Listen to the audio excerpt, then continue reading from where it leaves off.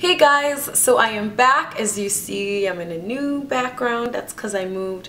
So I'm just getting back on my feet, trying to get back into the swing of the social media. So forgive me if I haven't gotten back to you in time, but I'm definitely back now.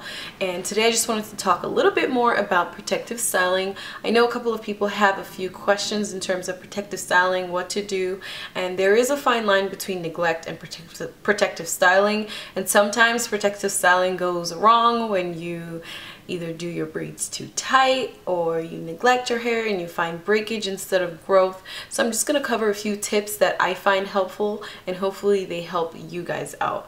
So there are a couple of things I use to protective style, some more than others. Wigs are my primary method of protective styling and we're going to cover that in a second, but I want to talk about the less used ones first. I use weaves and I use like Senegalese twists. I haven't done box braids, and the main reason for what I do is I want to make the protective style easier for myself, because I do all of my braids and my twists and everything by myself. My weaves, I put those in myself, and that's primarily just to save costs, and I don't want to go somewhere that's going to end up damaging my hair and ripping my hair out. I find that it's very hard to find a good salon experience, so I just make use of YouTube, and I would suggest that you make use of YouTube too, in terms of saving costs and helping your pocket, because most of the time the hair itself is expensive if you're looking for something that's quality.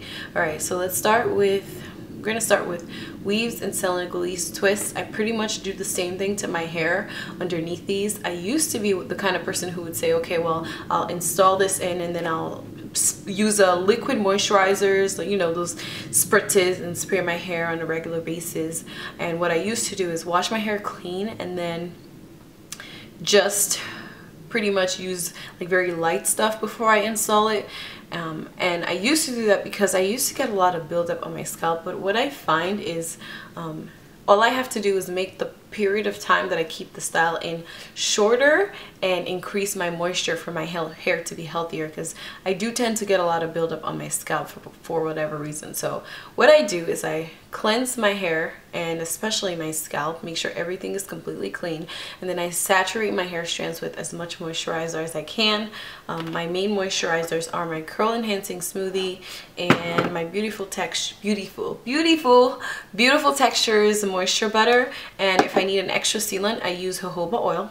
And the other thing I do is I put castor oil and jojoba oil mixture onto my scalp, and I use this little handy dandy applicator. It has little holes here, and I got it from Sally's.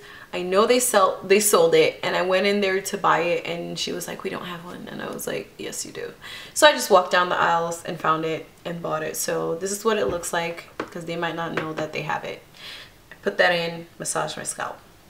That's it, but I make sure I really saturate my hair so that when my hair is inside the style, it continues to be moisturized for however many weeks. The one thing I stopped doing as well is I stopped washing my hair frequently in a protective style, just because I find that after I wash it, I'm not able to put the moisture back in the way I want it to go in. So it's like I'll just keep my hair in the protective style for a month and a half and then take it out and do a deep condition. And I also find that using the moisturizers, which are really thick, before I put in the install or I put in the Senegalese twist, actually really helps with the detangling process after I take the hair out, and my hair doesn't break. I might have the shedded hairs that come out, but I don't get any breakage. So those are my tips. Very thick moisturizer after you wash your hair before you do your install, and just make sure that when you're doing your cornrows or your twists that you don't do it so tight that it's ripping the hair out of your scalp, because you don't want a situation where you rip your edges so much that they don't even grow back. So be careful about that. And if you do need to wash your hair, go on ahead and do it, but I find that the moisture doesn't get back in for me, so I just shorten the period of time that I protective style for. Alright, so then the main way I protective style is by using wigs. A lot of people are intimidated by wigs. I personally used to feel that way as well, but I kind of got over it when I realized that I really want to be able to take care of my hair and look presentable at the same time, and sometimes you just don't have the time for both. Natural hair gets tricky. you have to make sure you do something to it the night before for it to come out looking decent the day after. And I'm sort of lazy sometimes and I don't feel like retwisting my entire head. And I don't know if you guys have seen that Instagram picture that shows like this fabulous braid out the day before and the day after is like just craziness. So that's me right there. So when I just feel like I'm getting lazy and I feel like the weather is getting cold and I don't want to go outside with wet hair, I just go ahead and do cornrows on my hair, 5 or 6 going back, and my hair is not that thick yet, so a couple of cornrows going back, and or I do a little twist. I use my 2 moisturizers of choice and I put the hair into like medium-sized twists that are gonna look fine underneath your wig cap. Now, speaking of wig caps, people always say, what do you do underneath the wig? I either use one of these, which came with a wig of mine, or I just went to the store and bought a whole bunch of these knee highs. This one is a little lighter in color than I usually have. I usually use this color, but all I do is I put the knee high on and then I tuck it in the back.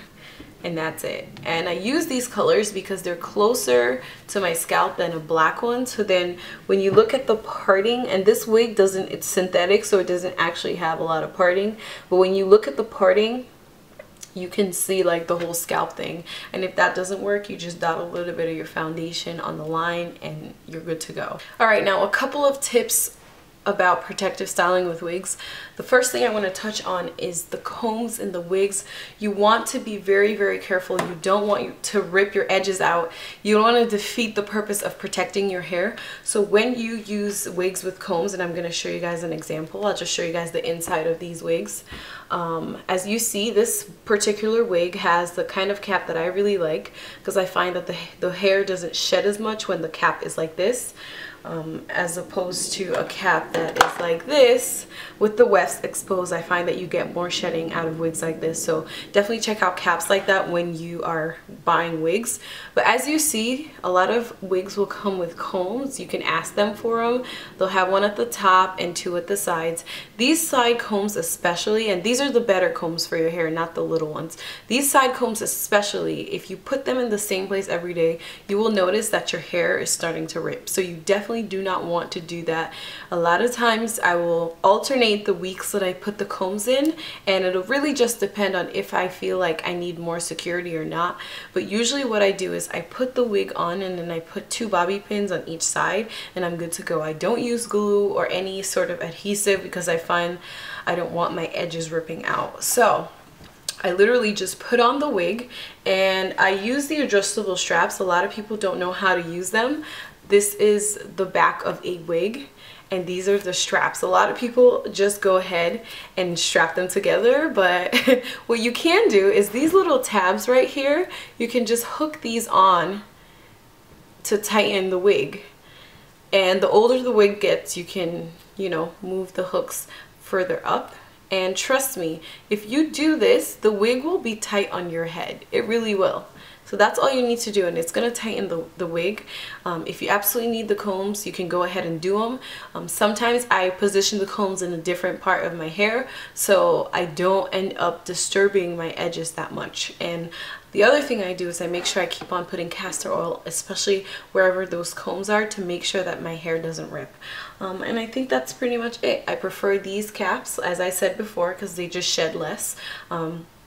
I used to be one of those people who would only want the combs when I get a wig, but I find that if I don't have the combs there, then I just have to, you know, make use with what I have, and it ends up being better for me because then I'm not tempted to use them all the time. So that's pretty much it. I just slapped the wig on, put the bobby pins, and I'm good to go. I can't think of anything else that I haven't hit. If you have any more questions, let me know. These are my staple moisturizers for the time being, and my staple oil is jojoba oil. But I like to try new things. I'm actually looking into the curl box or something. It's the one that has full-size products and it comes to you every 2 months. And I really like to try things. I used to be a product junkie, but I find that now I'm using up everything. So I want to use up things and then try new things. So hopefully I'll be able to get into that and I'll have products to keep trying after I finish the ones I've had. That's pretty much it, guys. Thank you guys for watching as usual, and I'll see you on my next video. Bye!